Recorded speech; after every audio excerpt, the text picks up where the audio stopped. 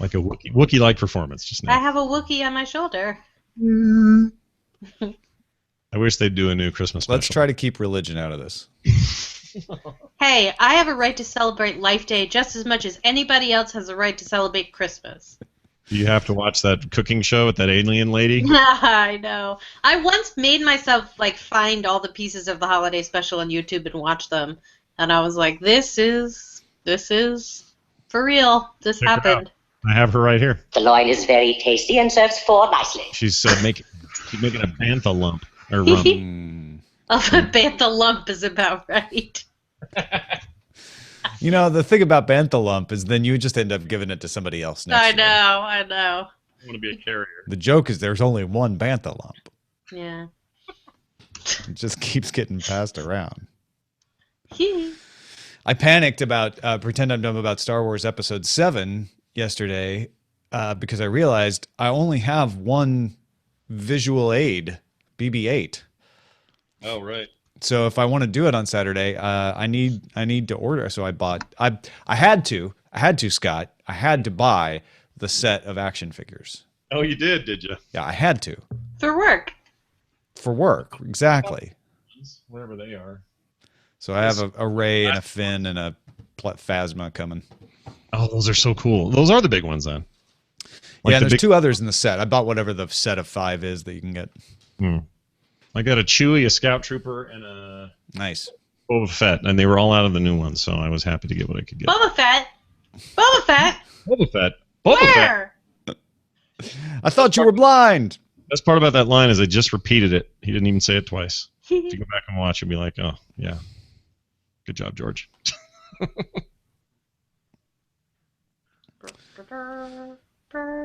Hey, how cool would it be to be Carboni when you got Carrie Fisher swearing next to you? Hey, did you like that? Did you play that clip this morning? We played it this morning, yeah. Very good. Pretty great. It was pretty great. It was pretty great. Just like the prayerful acquiescence of Anthony Carboni. I was proud of him in that moment. I was. Yeah. Because he he didn't panic. No. He fully embraced that it was happening and how terrible and wonderful it was at the same time, and all without really saying a word, just beautiful hand gestures. He's like, I gave that mic to Carrie Fisher. I did that. I'm gonna own that. I'm going to own that forever. It was amazing. It made me really happy. It was really good. The best part is this terrible gray suit. Yes. About that. All right. Have a good show, guys. Thank you. Here we go. Ready, Scott Johnson? Yes, I am, sir. I was born ready. Well, thank you, Patrick Beja. Go buy the t-shirt at dailytechnewsshow.com/store. Tech News, a daily frontier. To explain advancing technologies and how they affect you. To seek out new gadgets, apps, and picks of the day. These are the continuing missions of the Daily Tech News Show. But Tom and the crew can't do it alone. To help keep DTNS on the cutting edge of news and lovable, goofy, curmudgeonly commentary, visit dailytechnewsshow.com/support to show your support. Now let's hear that other theme song. This is the Daily Tech News for Wednesday, December 16th, 2015. I'm Tom Merritt. Joining me, Scott Johnson of the Frog Pants Network at frogpants.com. How are you doing, Mr. Johnson? Fantastic. It's a normal week. There isn't anything big happening at the end of it. Please, come on. There's a huge movie coming out this weekend. Everybody's talking about it. Everybody's excited for Tina Fey and Amy Poehler and Sisters, but no spoilers, okay? Okay, I'm not going to say a word. I've avoided all the trailers and TV spots. I'm ready for that movie now. Yeah. I hear it's sold out, though, so I might have to go see this other sci-fi flick instead. We'll see. A little independent little thing that's just came out of nowhere. Who knows if it's any good? Listen, we got some weighty news, spoiler-free, unless you don't want to be spoiled in tech news, in which case you're probably in the wrong place. Then we're going to talk about the year in review from Facebook and Google's positions. They have different takes on telling you what happened in 2015. One more personal and more editable than the other. But let's start off with the headlines. Bloomberg reports that Alphabet plans to separate Google's self-driving car business into its own business unit in 2016, according to a person briefed on the company's strategy.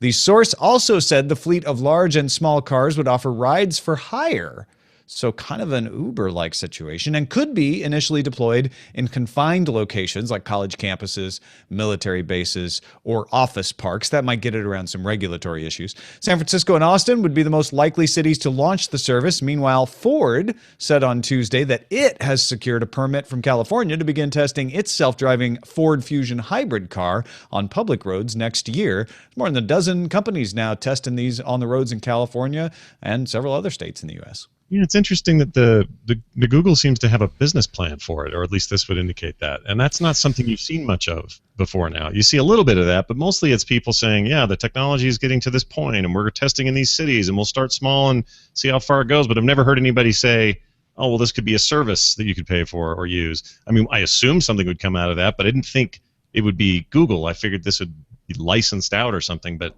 it all kind of makes sense now. Well, and I wonder how much of this development of thinking, because obviously everybody who's looking into this is going to have a business plan, and they are obviously thinking about it. This just happened to leak out. But it does, like you say, show that they're a little farther along in their thinking, if this is true.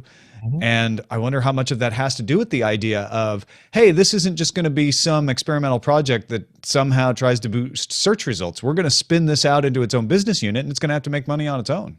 Yeah, and now knowing that, maybe, I don't know, the alphabet thing starts to make more and more sense every time. Yeah, for sure. And Wednesday, California proposed regulations for autonomous cars. That might be the kind we're talking about. The proposed rules would require operators to get training and a special license and be responsible whether they are driving the car or not. That part's interesting. Cars would also have to pass third-party tests before being sold, and cars would not be allowed to move without a driver yet. The regulations also require monthly performance reports by automakers, disclosure of information collection, and cybersecurity. The state will hold the first of 2 public feedback sessions in January. This all feels very fast-tracked to me. Yeah, they're ready to let companies sell these cars to people. I think it's a better situation than what we've seen with the US FAA, where they're sort of behind the times. Everybody's got quadcopters out there, and they're trying to put the horse back in the barn. This is saying, okay, before we get these things really on the road, let's have a very conservative set of rules about them, which is you have an operator. I'm curious how they're going to define this, right? Because you're not a driver if you're letting the car drive, but you're responsible. And who is responsible? If 2 people are in there, which one's the passenger, which one's the responsible party? I'm sure that's all going to be worked out and defined. I'm probably over 40 when I say this, but I think this is the right way to go. Just get rid of all of these liability concerns right out the gate and say, if you're in control of a self-driving car, which there has to be the ability to take over control. If you're the person who's going to do that, you're responsible for whatever that car does, even if it does it on its own. Yeah, and regardless, tackle these issues early and now, because they're going to come up. I would rather them do it now than go, oh, we're 8 months into this, someone just died, now we got to address this issue of who was driving even though no one's driving. Get some of those answers now. It may slow a little bit the process, make it a little bit harder and longer for us to get into these things. But I would rather now than the big mess later, then it becomes political. Like this to me is, again, I'm over 40 as well. But for all of that, whatever that's worth, I think this is the right move. Yeah, don't get me wrong. I want the self-driving cars that don't have anybody in them coming to my house to pick me up. I want that to work. But I think this is the right step at this point to get us there. Facebook announced transportation on Messenger Wednesday, allowing U.S. users to request rides from ride-sharing services, starting with Uber, using Facebook Messenger. A transportation option has been added to the More menu inside Messenger. Deal is similar to services offered by messaging apps like WeChat already. Facebook says it will add more rideshare companies in the coming months, and more countries and partners are promised soon.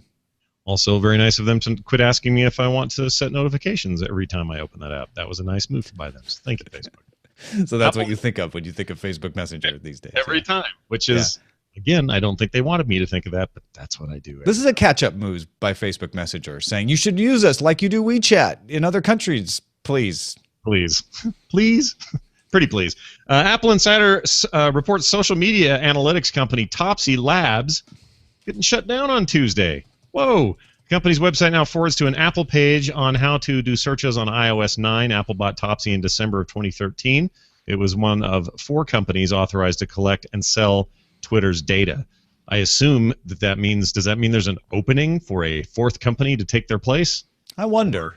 I wonder if Apple releases that license now, or if they're going to integrate it into iOS 9 somehow and use it more on the back end. I don't know.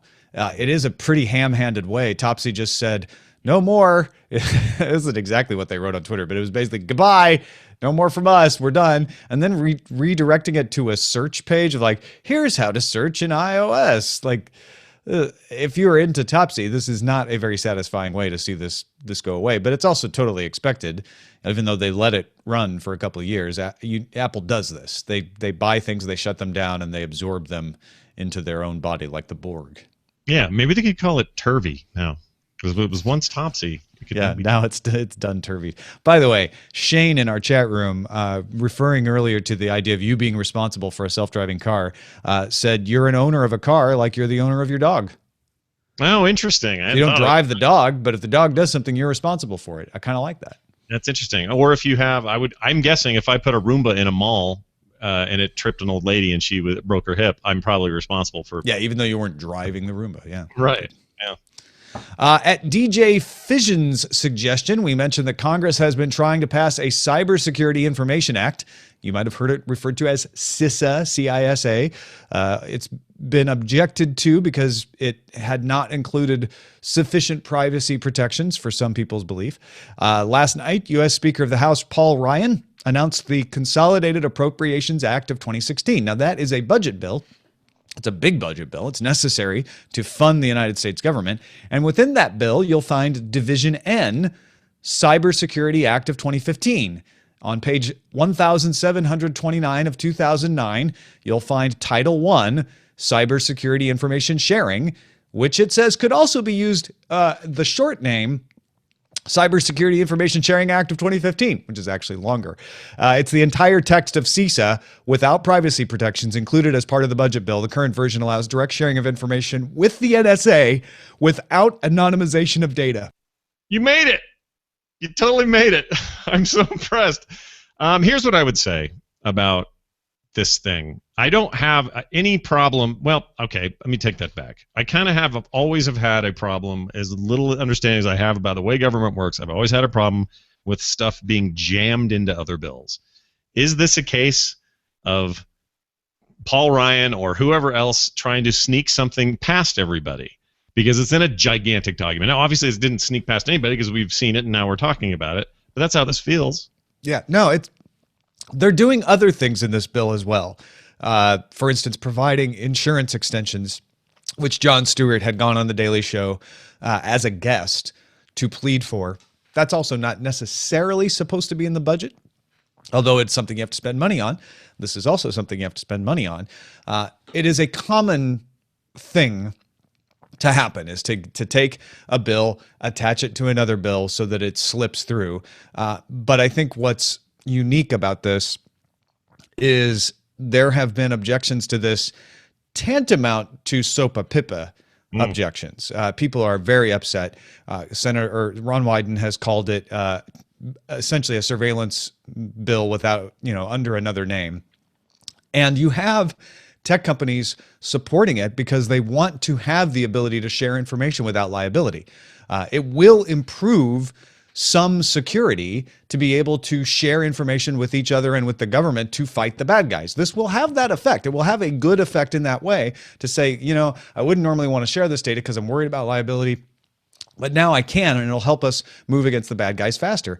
However, it allows carte blanche sharing of data, which the tech companies have to do voluntarily. It doesn't require them to do, but if they do, you have no protection that your data that might be shared will be protected or scrubbed or anonymized in any way. The slope gets no slippier than that, in my opinion. Philips will issue a firmware update restoring the ability to add third-party Zigbee-controlled light bulbs to the Hue system. This is exciting. Philips wrote it the following. Undetermined, what? Underestimated the impact that it would have, unquote. Scott underestimated that word. The company is finalizing a new software upgrade that will let you know shortly when it is available, unquote. That, again, is a quote from Philips. They warn that compatibility issues may arise if customers use bulbs that are not certified as, quote, Friends of Hue. That was a fast flip-flop by Philips here. Yesterday is when they announced that they would no longer allow you to add new bulbs thanks to this firmware update. Or yesterday is when we talked about it on the show anyway. And today, Philips is saying, okay, we heard you. You don't like that at all. So we're just going to let them stay broken. It's going to stay broken if you're not using Friends of Hue. And honestly, this is the way you should have done it from the beginning. You should have said, listen, we're going to start a Friends of Hue program, and we recommend that everybody only use Friends of Hue certified bulbs. If you use another bulb, you're doing it at your own risk. And people do that all the time, where folks who know what they're doing saying, I can make this work, I can hack this in, and it's fine. And people who are under the impression that it's more complicated than it is may hold off on that, and then Philips, can make sure that the experience is easy. Well, I get what Philips was trying to do is for somebody who is not very technology savvy, if they were going to buy a third-party bulb and put it in and it caused the dimmer to not work, which is something that has actually happened, even though it's Zigbee compliant, Philips didn't want to have to go through the support on that with people. So now what they can say is like, look, you can do that and it might work, but it's not a Friend of Hue. Therefore, that's probably your problem, and we're not going to support that. But don't make it so that it won't work for the people who do want to mess around with it. Yeah, I think the idea of just saying, do it at your own risk. It's what you do with PCs. It's what you do with heck, if you used to be able to buy video games for like an old NES that was not Nintendo certified, didn't have the seal, and all that meant was, well, good luck, because we don't know if this game meets our standards of quality or whatever the heck that was back then. I think the way to do this is the way they're doing it, but man, they sure turned around quick on their. Yeah, very responsive there. Soupy777 points out the Sydney Morning Herald reports that Australian Federal Justice Nai Param rejected a second request to access the private details of Australians who are accused, hasn't been proved, they're just accused of illegally downloading the movie Dallas Buyers Club. Back in August, Justice Param granted Voltage Pictures the right to request details of 4,726 accused account holders from ISP iiNet. However, Voltage had to put up a $600,000 bond to do so. When you put a price tag on requesting random accusations, Voltage rethought it. So in September, Voltage reduced its request to 472 customers and asked to pay a $60,000 bond. So they said, we'll just ask for 10% of the people we want to shake down with baseless accusations, and then we only pay 10% of the bond? Because that'll make it worth it. And Justice Param said, no, that's not how this works. He denied the request and additionally declared the case will close February 11th if Voltage takes no further action, which basically means either put up the $600,000 bond and get the details you were asking for, or shut up about it. Yeah, that's a litigious pile of goofiness right there is what that is. You're finally seeing a justice who says, look, I know what you're up to. This is a fishing expedition. And the damage done by these people is not, he said it's not Ben-Hur. I don't know exactly what he meant by that. But he's basically saying this is not a serious crime, and we're not going to spend all of our judicial resources on it so that you can track down every possible probability that anybody might have downloaded, he said, even a slice of this movie. Yeah, it does seem like a little bit of a blowout for a movie that's, I'm not saying the movie quality should be anything to do with this, right? No, of course not. Comparison is weird, but it does seem like much ado about very little. Maybe not nothing, but very little. With the release of Firefox 43, holy crap, we're already up to that. There is now an official 64-bit build of Firefox for Windows, so that's good news for you. You'll need to get the installer as in place upgrades. Well, all they're going to give you is the 32-bit version. It will work mostly like the 32-bit version, though very few plugins are yet compatible. So the ever going, I'm trying to move from 32-bit to 64-bit trouble is still there, but yep. It's but one more piece in the puzzle is coming together. Spsheridan points out representatives of the European Commission approved data protection rules Tuesday to go into effect in early 2017. It includes the following. National agencies can issue fines of up to 4% of global revenue for violations. It puts the right to be forgotten policy into law. It requires companies to inform regulators within 3 days of a data breach and requires those who are under 16 years of age to get parental consent to use online services that store personal data. Now, countries are given the option to lower that to 13 years old, and the Telegraph reports the UK will do that. They'll stick with the 13-year-old rule that is currently in place. Rules cover any company with customers in the EU, even if they're not located in the EU, and the rules need the backing of national governments in the European Parliament before they can go into effect, although that is expected to be approved. I wonder if the same fervor is happening over this that would be happening here if this was being proposed. This would be a big, noisy mess if they were It's a big, noisy mess, yes. Yeah, well, one would expect. Except it's a big, noisy mess for we need to stop these tech companies from stealing our information. There was a little bit of a furor over the idea of raising the age to 16. So that's why you get this weird compromise of we're still going to say it's 16, but any nation can lower it to 13, and most nations have 13 already, and they'll probably lower it to 13, except for Spain, which has 14 for some reason. And this is the enforceability of this is always the question for me. So I don't know how they do it. Like I can basically count on the fact that if a kid of mine who's under 13 here in the States wants to look at a video game preview that is rated 17 and above, all they have to do is fake a date. And I don't know anyone who's following up on that unless their parents are. So enforcing this stuff is the trick, I think. Yeah. Google CEO, I'm never saying his name right. Sundar Pichai. It's not that hard, man. Sundar Pichai, say it. Sundar Pichai. There you go, perfect. Got it. Speaking at the Google for India conference in New Delhi, announced Project Loon. Now that I can say is coming to India. Google is working with telecom operators to integrate the balloon-delivered internet service to existing cellular systems. Pichai also said the company aims to train more than 2 million Android developers in India over the next 3 years.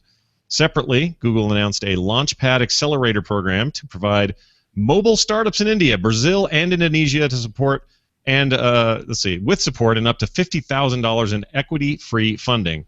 That's kind of a big deal. The first class flies to Mountain View in January. You can apply to be a part of the second class right now. Of course, you have to be in India, Brazil, and Indonesia, but it seems like a pretty comprehensive system. Get $50,000 for your startup. You fly in, you get mentored. Pretty cool stuff going on there. And Pichai said a bunch of things about how India, kind of alluding to India as being a test bed for Google, where they might do more launching of services there to see how they work before launching them elsewhere in the world. He pointed to YouTube Offline as something that's now available as part of YouTube Red, but that they piloted in India to see how it worked. Nice. And also, my wife works for YouTube. And that, my friends, are some stories that you helped us select at dailytechnewsshow.reddit.com. That is one of the biggest, most helpful ways we gut check. We can go through and make a great lineup of stories every day, but there's always one or two things that make it a little extra good, and that's the things like the Sydney Morning Herald report. Until we get day 6 with Peter Wells, we're going to rely on the subreddit to kind of add the little bit of spice in there. So go help us out, dailytechnewsshow.reddit.com, and that is a look at the headlines. Year in Search came out from Google, focusing on trending topics. That means terms that showed a significant increase over last year. And I'll get into that, the difference between the most popular search terms each year and the ones that have had an increase, because it shows what's newly popular when you look at it that way. This is also only for the Google markets, right? It's Google search, so it's going to underrepresent China. It's going to underrepresent Russia, where Yandex is more popular. Japan, where Yahoo Japan is more popular, although Google is involved in Yahoo Japan search results a little bit. Naver is the more popular search engine in Korea. But in the rest of the world where Google does have a more significant market share, especially Europe, right, where they're in the 90s.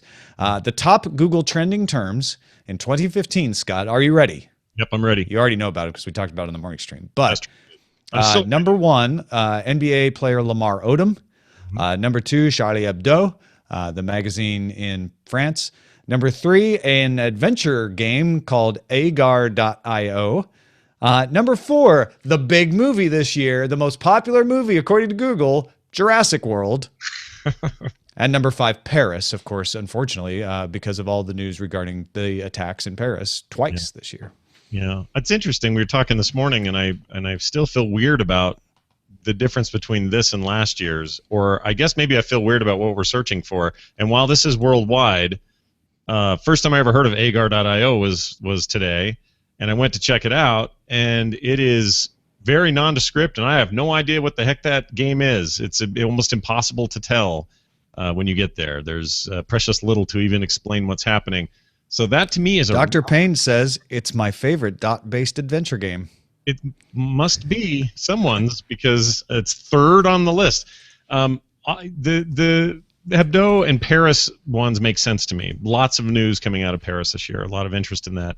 But it seems like the rest of this is a lot of fluffy fluff, and I'm surprised by that. Or maybe I shouldn't be. Maybe this year's been kind of depressing on the news front, and people would rather distract themselves with, TMZ articles about Lamar Odom or this Agar.io game or something else. But I don't know what it means. I've been trying to apply meaning to it since this morning, and I still have short.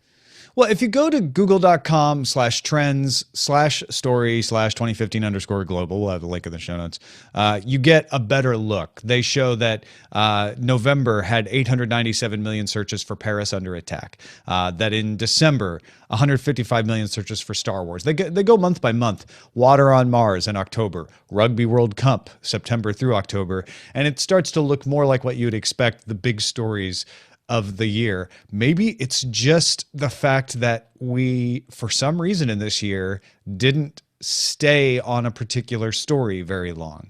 Last year it was World Cup for World Cup soccer, makes sense. Ebola, which was an ongoing story all year, and Robin Williams, whose suicide was a surprise and a tragedy and affected people around the world.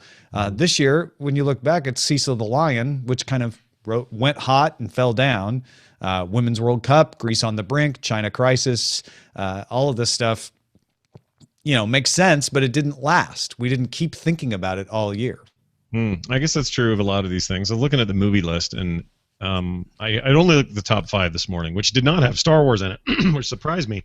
You look at the top 10, it doesn't either. It's got Jurassic World, Furious 7, American Sniper, 50 Shades of Grey, Minions, Spectre, Straight Outta Compton, Mad Max, Prem Ratan Dan Peo, and Birdman. Now, this morning you had a perfect reason why there's no Star Wars on this top 10 list. And it made sense to me, and it still does. We're not having any trouble getting Star Wars information. Nobody needs to go search for it. It is all being thrown at us from every angle. You still hold with that idea? Yeah, and the movie is out now. Even with something like that, you're going to see the spike happen as it comes out, right? So Jurassic, and then afterwards. So Star Wars searches are going to spill over into January. It's going to bridge the gap. I'm still surprised it didn't make the top 10 for the whole year, though, because it really was hyped all year long, from the trailer coming out last November, the teaser trailer, and the continuing trailers all the way through. But I think that's it. We went to the source, and I wonder if that's causing this kind of unusual trending topic list here, where Lamar Odom tops the list. Something where maybe more people were saying, "Hold on, I heard about this player. Who is he?" Or why is everyone talking about him? Versus something like Caitlyn Jenner, where it had a big spike in searches during the portion where she came onto stage and revealed what she looks like now, or had her interview. People already knew where to read about her, and maybe that's why she didn't show up here. Possibly. I don't know. Both those names just happen to be connected to Kardashian fame as well. Yeah. I mean, we're definitely not like a celebrity rag this show, but my point is that that's an interesting piece of bridge data as well. And all of this stuff fascinates the heck out of me, because the minute you start breaking it down from just trending searches to then, all right, trending movies, trending global sporting events, trending global news, then you start to get into the more granular data that starts to make more sense to me. And it's no shock to me that Hebdo's #1 on global news, Paris being second, a hurricane, ISIS, Nepal. I mean, they all feel kind of in line with what the year was.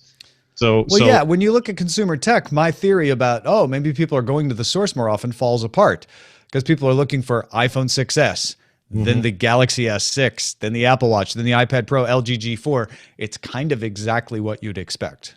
Yeah, that list didn't surprise me at all. However, I was a little bit surprised not to see more Microsoft stuff. And again, my reasoning wasn't, this isn't the top 10 this isn't a popularity contest in my opinion. What I thought it would be like, oh well, then the new Surface Pro and the Surface Book are going to be big deals because those are new.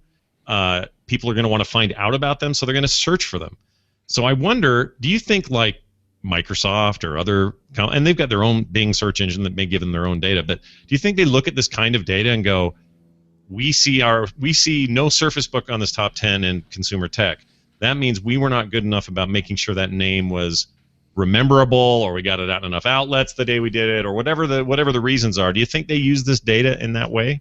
I don't know how much they would use it. I'm sure they look at it and say, we'd like to have that go up. How do we make that go up? But honestly, sales figures are what they want to make go up. If the search term, if it wasn't even on the top 10 list and the Surface Book was selling in great numbers, Microsoft didn't care. They're going to assume everybody's searching on Bing because they're all using Surface Books that have Bing as the default search engine, right? So that's the other thing, is maybe we're getting to a point where you can't look at Google as a proxy for the internet as much as you used to, because there are, as we mentioned, predominant search engines in large swaths of the world that are online in greater numbers than ever. There is a little more competition in search, at least here in the United States. Maybe this is more of a, here's what Europe and a big portion of the US think is interesting, with a couple other countries sprinkled in. Yeah, well, it's super cool to check out. If you don't mind sort of digging around for a while, you're going to find some real gems in here. You know, how many times Leonard Nimoy was mentioned, and why, where do these things come from? Oliver, the death of Oliver Sacks is talked about here. He's a guy I was following quite a bit and really quite liked. Like, there's a lot of really interesting sub-data that may or may not appeal to certain interests, and I'm glad they do this at all. Do other? I know we're going to talk about Facebook, but do the other search engines go to this length? Yeah, we'll see one from Bing usually. I haven't seen it yet. It generally comes on the heels of the Google one, so I was surprised we didn't see it by recording time. It may be out by the time you listen to this. I went to Baidu and found their current hot terms. I couldn't find a trending list, but currently World Internet Conference, which is a Chinese-led conference that's happening in Beijing right now, is number one, followed by cheat caught bribing police, which doesn't surprise me because there is a huge anti-corruption movement happening in China, led by the Chinese government. And then Argentina strange clouds. This was a hot search term because there was this tornado-like looking cloud, apparently. I played bass for them in 1995. Argentina strange clouds. Yeah. Top film on Baidu, Cannot Think Of, which is a horrible English translation using Google Translate. Probably not really what that should be called. And the top person is singer-actor Lu Han, formerly of the K-pop boy band EXO, but he's Chinese. Oh, good. Over here, it was all about Adele. It's nice to see that wasn't true everywhere. And just real quick, if you're wondering, like, why don't they just tell me the top search terms? Why do they tell me this trending thing? Isn't that stacking the deck? Here are the actual top search terms from Google for 2015. Number one, Facebook. Okay. People going to their address bar, typing in Facebook, getting the Google search, and then clicking on Facebook. That is the number one search on Google in 2015. Number two, YouTube. People doing the same thing. Number three, Google. The number three search term on Google is Google. Number four, you. Should I text my mom? And number five, free. I'm going to text my mom and blame her for some of this. Now, honestly, some of that stuff like Google and especially you are terms that were within other searches, right? So why do you always have to log into Google would cause a ding in this list for both of those. Yeah, really weird. I like that though. I like well, what you've done is you've laid out why they had to do this different approach. Exactly. Breaking that data, or else what a dumb list this would be. Now, real quickly, Facebook has also provided your personal year in review again. There were some criticisms last year of people going, yeah, I didn't want to remember that photo. Why'd you pick that photo? So they have given you the chance to edit your year in review. As soon as you see it in your timeline, or if you just go directly to facebook.com/year-in-review, you get the chance to edit the 10 photos that they have picked before you share it with everybody else. I am going to do that. Although I don't think there's anything embarrassing in my timeline. I just want to know how they let me do that. That's very interesting. It was mostly pictures of me and Eileen going, Don't edit a single one, Tom. Thank you. I didn't. I just put them right on out there. Our pick of the day comes from Hank, a.k.a. Henry Kim, who's a co-executive producer of the show. Just thought I would send you in a pick that was tech-related, but not your normal type tech item. I'm 3/4 through Annie Jacobson's book, The Pentagon's Brain, The Uncensored History of DARPA, America's top secret military research agency. So if you've read about DARPA developing the internet or the DARPA Grand Challenge, this gives you a book focused specifically on all the things that DARPA has done. Hank says it is a wonderful read with a lot of great nuggets. If you like to know the history of tech, this book is awesome. It's nonfiction that reads like science fiction. Again, it's The Pentagon's Brain, The Uncensored History of DARPA, America's top secret military research agency. It's not really that secret. They kind of tell us everything they're doing. Maybe not everything. Now, right? Like, yeah. Maybe not everything. I don't know. Yeah. I remember there was a Metal Gear Solid, the original on PlayStation 1, used to act like DARPA was the most secretive thing you could ever belong to, and I think that's all changed now. It's written by Annie Jacobson. Send your picks to us, folks. Feedback at dailytechnewsshow.com. You can find all the picks now, thanks to Jesse at dailytechnewsshow.com/picks. Yesterday, we talked about Netflix having a pretty cool algorithm to try to save you some bandwidth. And Andy Beach, who is one of the smartest people involving video codecs that exist on the planet, wrote in our Slack, I just wanted to chime in regarding the Netflix topic. I've worked with many different content companies over the years, including MLB, Xbox, PlayStation, Amazon Video, Time Warner Cable, Showtime, and a few others. And almost categorically, they have at least 1 to 2 people, often as many as 10, whose job is to improve the picture quality to file size of their live and or demand video. The ratio of that. This invariably means exploring new encode parameters, new codecs, etc. Many of the bigger ones have plans in place to routinely re-encode most or all of their content every 12 to 18 months to take advantage of new advances in compression technology that may have occurred. Rarely is this all done at once, as it's virtually impossible. Instead, they are always in a state of retranscoding some parts of the library, with new or very popular content always able to bump further up in the queue as needed. These teams work separately from the operations team, who are in charge of the live content, and actively work to keep that running and fix the content as needed, but the two typically work somewhat hand in hand. One of the larger names I worked with in the past had a system in place as early as 7 years ago that allowed them to encode as much as 2,500 hours of HD content per week in 20 different resolution profiles. This system included 200 plus servers on premises and a SAN that was at least 3 petabytes of active disk space and off-site tape backup that was 50 plus petabytes. Remember, he said this was 7 years ago. The system has no doubt been decommissioned and at least partially moved to the cloud now, but I imagine the role of continually pursuing improved picture quality and smaller file sizes still exists. Now those numbers are freaking frightening. Like, and that's, if that was 7 years ago, I can't even imagine what people are working on today to make it so 4K is a thing we can all start getting ready to actually consume. That's crazy. And what I love about this is Andy isn't saying what Netflix is doing isn't cool. And all the things we talked about regarding the impacts on policy, because Netflix is such a big player. He's just pointing out it's not exactly new. It's not exactly unusual. You kind of would expect them to do something like that. Yeah, it makes sense to me. And by the way, let me just say I agree with you 100%. Andy is one of the smartest people I've ever spoken to, period, video stuff or not. No, absolutely. He's a good cook, too. Yeah. I like Makes his jams. Really good jellies and jams. Oh, have you had those? They're really good. Gabriel let us know about a company that has been doing automatic individual video compression with 100% visual accuracy for a few years. Here's an example of somebody who's been doing it. It's called Beamer, BEAMR.com, if you want to check it out. You can also use their tech on your own photos with a product called JPEG Mini. We'll have his full email and links in the show notes. Thank you for that, Gabriel.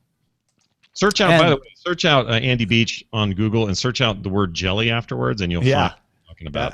You will not regret it unless you hate jelly, in which case, what's wrong with you? Hi, Tom and crew. Abituela con dulce here. The last few shows have had discussions on how they're using nets and rubber bullets to bring down drones safely, but I haven't heard mentioned using a jammer, or maybe I missed it. A while back, I came across this article at Makezine, about a research company that came up with an anti-drone rifle called the Drone Defender that uses GPS and ISM frequencies to jam and take control of the drone and supposedly bring them down. It can use up to 400 meters, which I'm sure can be extended with more powerful and bigger antennas. Just thought you might be interested in this alternative to nets and rubber bullets. Maybe they should put the jammer on a drone for greater range, and once it has control of one, it can safely have it flown back to headquarters for analysis. Just wanted your thoughts on this. Great show, and let Scott and Justin both know they've gotten better at pronouncing habichuela con dulce. I don't know about that. That's thank you for saying so, but I doubt it. I'm looking at this now. It literally does look like some kind of space rifle. That thing's pretty awesome. Why not? Here's an idea, and it's kind of along the lines of what he said, but something similar to this. Why not build these things so they have some kind of input that says, here's my home base. If something bad happens, like I'm jammed or even just something breaks with the communication in general, it's got some sort of fallback, always go back to square one. Do they do that now? Yeah, they do. Oh, well, then just do that. They're also building in safety mechanisms that say if you try to fly in restricted space, we'll stop you. The question isn't about that. It's about people who have hacked these things or reprogrammed them. How do you stop them from getting towards the buildings? And so this rifle is pretty interesting. It's pretty cool. It looks like a hedge trimmer, but I also feel bad about shooting something down. But you're just shooting it with radio waves. True, but the idea is that thing may spiral and be done, right? It's out. Oh, well, yeah, but I mean, if you're taking this action, it's because this thing is flying towards the White House or something, right? It's doing something really bad, and so you don't care about saving the drone. You want to get it out of the sky. I just want to carry one of those things around with me. Look at that. Yeah, don't just walk around Salt Lake City with one of those like, hey, there's a drone. Boom. Skeet shooting. It's great. Thank you, Scott Johnson, as always, for joining us and talking tech. Where can folks find more of your brilliance? Say, I don't know, the Instance. Oh, well, brilliance is an interesting word. But yeah, the Instance is good. We cover World of Warcraft and all things Blizzard on that show and have for nearly 10 years. In January, we'll have our 10-year anniversary, which seems crazy to me. But if you're interested in that kind of stuff or all kinds of other podcasts, go find it and others at frogpants.com and follow me on Twitter at Scott Johnson. Yeah, you might check out Current Geek. Current Geek, by the way, for those who do watch it already or listen to it, will not be on Friday this week. It will be on Monday so that Scott has a chance to see Star Wars and we can have a bunch of folks on to talk about it on Current Geek. Should change my tickets then from that other movie you talked about. I didn't realize we were going to talk about Star Wars. Just kidding. Did I say Star Wars? I meant Sisters. Yeah, we're going to have guests and everything, and it's going to be all spoilers all the time. So see the movie first, by all means. Don't let it spoil it for you, but very excited about that. It's going to be great. We're going to do a Cord Killer spoiler in time on Friday as well. So there's going to be a lot of Star Wars talk outside of Daily Tech News Show, if you're interested. If you're not, that's fine too. Thank you for supporting the show. We really appreciate the fact that you are willing to help us continue as a show. dailytechnewsshow.com/support has all the ways that you can make sure that we keep doing the show. If you like the show, it's a value for value model. You get some value out of the show. We just asked if you're willing to give a little value back.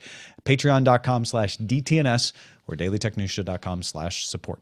Our email address is feedback@dailytechnewsshow.com. You can give us a call, 512-59-DAILY. That's 593-2459. Catch the show live Monday through Friday, 4:30 p.m. Eastern at alphageekradio.com and diamondclub.tv. And visit our website at dailytechnewsshow.com. Back tomorrow with our guest, Jen Cutter. Talk to you then. This show is part of the Frog Pants Network. Get more at frogpants.com. Diamond Club hopes you have enjoyed this program. Perfect. Boom. What do we call that? Call it Scott Can't Pronounce Indian Names. Bob.com. Sundar. You have fear of Indian names. Because Sundar Pichai is an easy one. I know, but I'm going to screw. I'm always sure I'm going to screw these things up. I see that name and I go, great.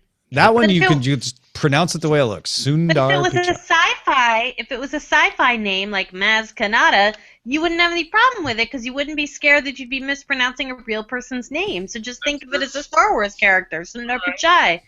Do that. It'd be fine. Totally a Star Wars character. So, he's that guy over in the corner in Mos Eisley. Sundar Pichai. Okay, wait. So titles, and then I need to know if you guys have seen the Jimmy Fallon acapella for Star Wars yet. Because if you haven't, it's just about the best. I've been watching it obsessively all day. But first, titles. Wow. Wide and shallow in the voting at showbot.tv right now. Wide and shallow. Yeah. Philip saw the light. Hugh's your new friends. Google search Google. Google you. Google. Some- Google. Your car bit me. I like that one. Hey, your car bit me. Pretty good. Hey. Alright. It's not my car. Maz You said your Granada. car doesn't bite. Face boober. Oh, face boober. I get it. Oh, because of the... No, got it. Facebook and Uber. Yep. Face boober. Ludicrous litigiousness loses life. The Facebook of the internet. Hugh's your new friend. Ah. Car chases dog. And then, of course, Hugh's your buddy. shh, be very, very quiet. We're hunting drones. All right, I see some good ones. Much to do about a little bit. Ooh. Searching for 2015 seems to be getting some popularity there. I'm a fan of Face Boober because it sounds gross. No. Really? Yeah, I don't. I feel like people won't watch the episode. They're like, ew. Ew, I what's don't that see boober? Facebook. German. Yeah, it sounds like some kind of plague symptom. Yeah, it does. It does sound He had like a those plague. face symptom. boobers, you know, Yeah, on Facebook. all over his face. Okay, so while you're Especially 'cause they doing use that, the umlaut. you really, really should watch. Well, we didn't the- pick. What are we picking? We're picking. Scott? I'm thinking. I like the bit me one.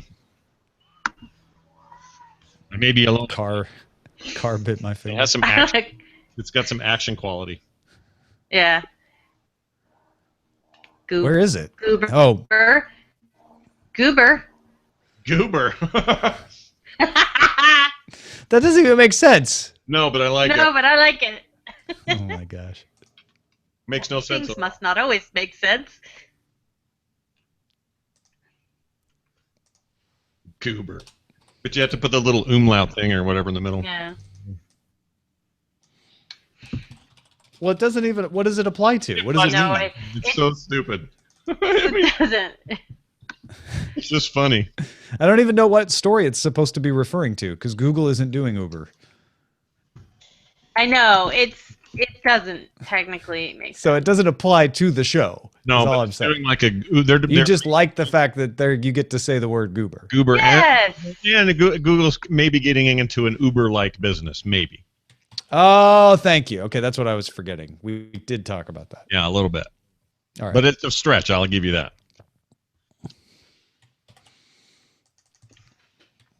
Okay, I put the link in the chat room. You should watch it.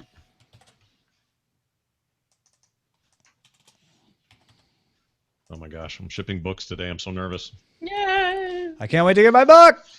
They're on their way. Actually, I don't think mine is Well, soft covers are. The hard covers are not. because I went hardcover. Yeah, okay.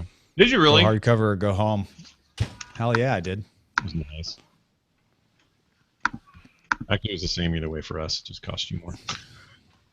I don't mean that. No, what I mean is, I mean our margin is Is smaller. Yeah. Actually, less. Yeah, less on the hard covers, more Yeah. on others. No, I get you. You know what I meant. I mean, literally, it does cost you more. Yeah. Like, quite literally, it costs me more money. Yep. But I'm still glad you're getting the hard one because I prefer you to have that. I can't. I'm going to put it on my hardback shelf with all my other hardbacks. It's going to look great. Nice. I'm never going to read it. No, I'm just kidding. Oh, that's Just the to whole preserve thing it. dedicated to Tom Merritt. I'm And never taking it out of the box. I'm just gonna-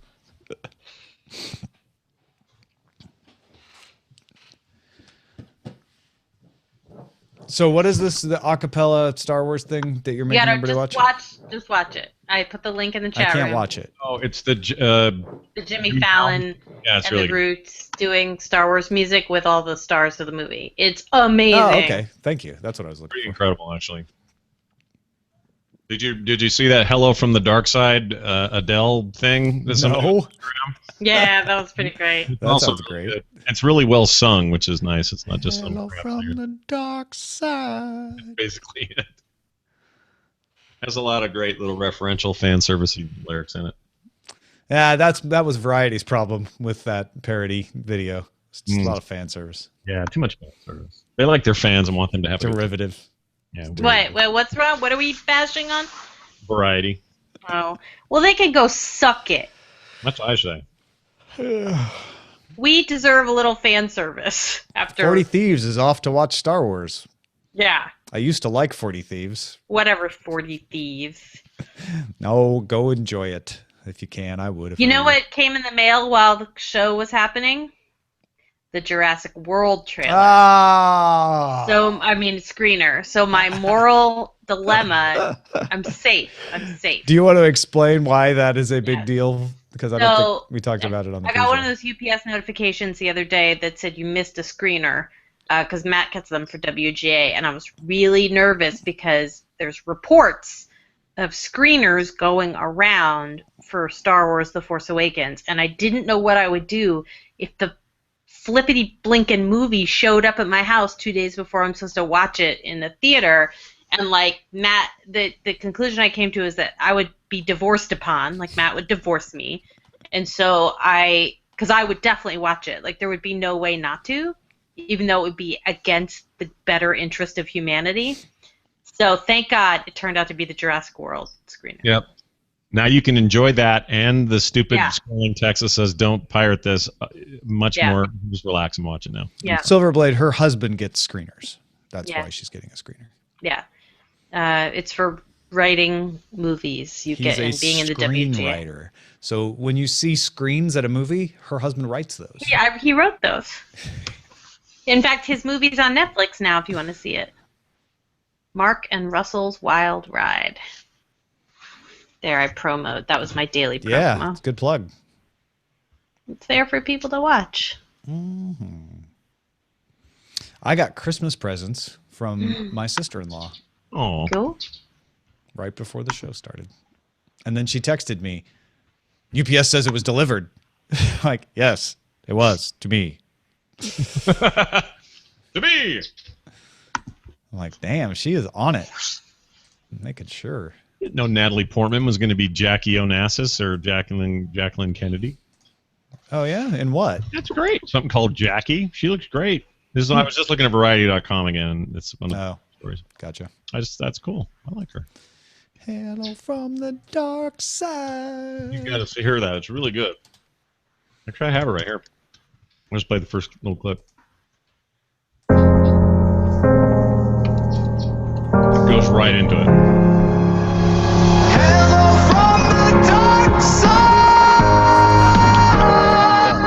It's actually really well sung. Like that's It's not badly Yeah. sung. It's just not Adele. That's what. yeah, and they changed the lyrics and stuff Yeah. to be Star Warsy, and the video, of course, is video-y. But I've yet to see anything as good as that Donald Trump thing, though. I assume you've both seen that. Oh, no. What is that? Oh my gosh, you've not seen the Donald Trump walking around in Star Wars as Darth Vader? No. Oh, yes, I did. I did see that. That was amazing. I think I saw a headline for that and decided Yeah. my time was better spent elsewhere. It's so well done, No, Tom. it's really well done. It's worth it. The funniest bits aren't even political. They're like when he's trying to push Omaha steaks or whatever. It's so good. It's so good. I want a instead of a force block Chrome extension, I want a Trump Trump block. block. You want to make me a Trump block Chrome extension? Because that would be great. That'd be great.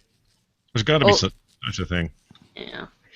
Right? So is Hayward Christensen playing John F. Kennedy? Yeah. Well, let's see. Darren Aronofsky's producing.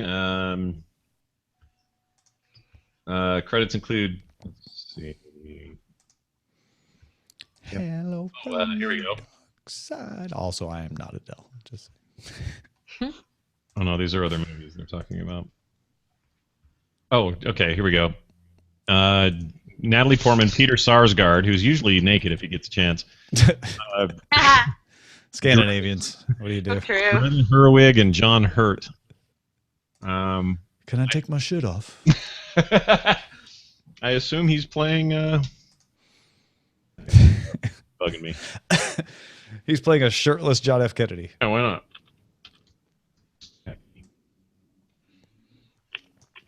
2017. Yeah, no, Robert Kennedy is Peter Sarsgaard. Oh, wow. Really? It's kind of a wimpy Robert Kennedy. Doesn't say who Jack Kennedy is. Nowhere. Hmm. There's nobody cast yet, it says. All right, well, whatever. Yeah, it's because he's still alive, so they're just going to have him play himself. I have a thing for period pieces of any sort. I think I've decided just now that I'm going to continue conspiracies well after their possibilities are over. Like there was the John F. Kennedy was never shot, he's still alive conspiracy in the 80s, right? Not very many people believed it, but now it's even more ridiculous, like the idea that he would still be alive. Oh, yeah. I love those cryogenically frozen Disney conspiracies. Yeah. Walt Disney is still alive. Yeah. Honestly think Andrew Garfield's still alive. Andrew Garfield. Yeah. Interesting. All right. All of the presidents are still alive. Let's start that conspiracy. None of them ever die. Wait, that's why their hair turns white. Garfield also Spider-Man? Hold on. So we finally found.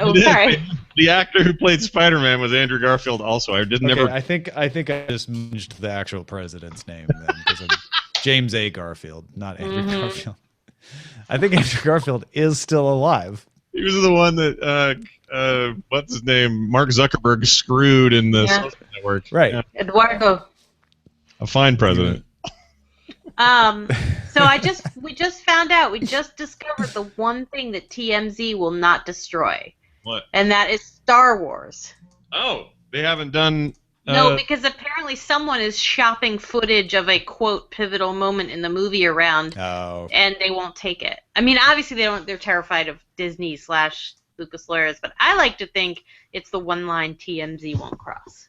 Yeah, they cross a lot of lines. Yeah. The one line TMZ won't cross is an intellectual property battle with Disney. Mm-hmm. I think you're probably right. Yeah, I think so too. All right. On that breaking news, we're done. I'm out of the post. Did you know? Thanks, everyone. One final thing, Tom. Did you know the R5 droid, the red one, R5D4. broke down? Yeah. I didn't know this was true. We talked about it on the show this morning, but it exploded because it self-destructed because it had a tracking beacon on it or something, and they didn't want the stormtroopers or something. Like it knew that R2 needed to do the mission it was doing, and that's canon. That's the lore. Yeah. I mean, I don't know if that's canon anymore. It's in the not actually in the movie. It's in which comic? The new ones. Someone told it me. is? Well, I haven't read them, so I can't say for sure. I have read them, and I don't remember that, but I just may be forgetting it. Oh, and then someone else here says the R5 thing is true. It was on one of the EU books or the Expanded Universe. I would totally believe that's true, but that means it's not necessarily still canon. Yeah, that's a good point. All right, still a mystery. All right.